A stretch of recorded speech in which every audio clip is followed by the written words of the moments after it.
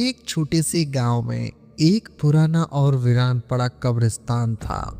लोग कहते थे कि उस कब्रिस्तान में एक भूतिया राजा रहता है जो लोगों को अपनी कब्र में दफनाने की कोशिश करता है। नमस्कार दोस्तों, राउंड अप हॉरर में आप सभी का स्वागत है। मेरा नाम है ऋषि। मैं आप सभी को डरावनी कहानियां सुनाता हूँ।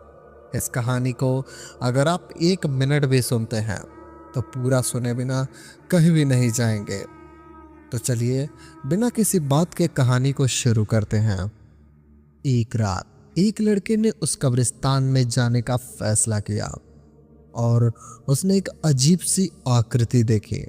आकृति एक राजा की थी, लेकिन उसकी आंखें लाल थी और उसका शरीर से खून टपक रहा था।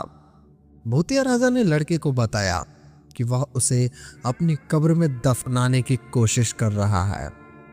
लड़का बहुत डर गया और उसने भागने की कोशिश की, लेकिन भूतिया राजा ने उसे पकड़ लिया। भूतिया राजा ने लड़के को अपनी कब्र में खींच लिया और लड़का बहुत डर गया।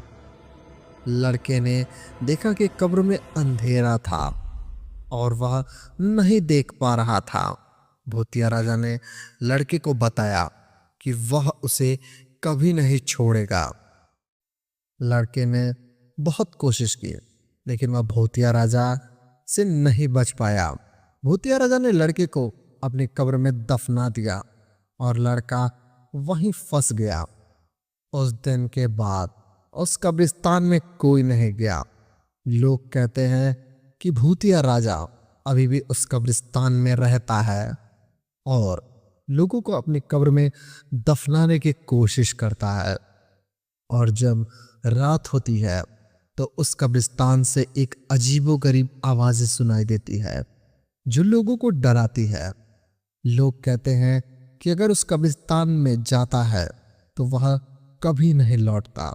भूतिया राजा उसे अपनी कब्र में खींच लेता है और वह हमेशा वहीं फंस जाता है। लोग उस कब्रिस्तान से बहुत दूर रहते हैं और उसे डरावना कब्रिस्तान कहते हैं। आज भी उस कब्रिस्तान के पास जाने से लोगों की रूह कांपने लगती है। लोग कहते हैं भूतिया राजा कब्रिस्तान में हमेशा द्वार पहरा देता है और लोगों को आकर्षित करता है अपने कब्र की तरफ। और जब रात होती है तो उस कब्रिस्तान में आज भी बहुत सी आवाज़ें सुनाई देती है और लोग उसे सुनकर डर जाते हैं।